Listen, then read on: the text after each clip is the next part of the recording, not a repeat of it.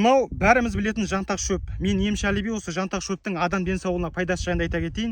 Егер сізде мына жүрек аурулары болатын болса, сахар болатын болса, инсулин қабылдап жүрген болсаңыз, қанның қоюлануына, жаңағы мына бүйрек аурулары, бүйректі өтті тас құм байлауына, мынау әйел кісілерде цистит демдеуге, ер кісілерде простатит демдеуге жантақ шөбі таптырмас ем болады.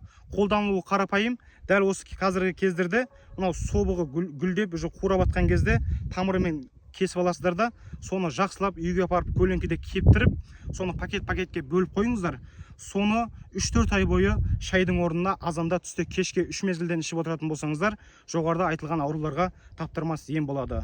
Жантақ шөбі Қазақстанның барлық жерлерінде кездесе бермейді. Жаңа өздерінің жергілікті мекенде жоқ болатын болса, бізге тапсырыс беріп алдыртсаңыздар болады. Бізде жантақ шөбі табылады. Осы жантақ шөбі жайында толықтай ақпарат алу үшін дәл қазір каналға өтіңіз. Биода менің WhatsApp нөмірім көрсетілген.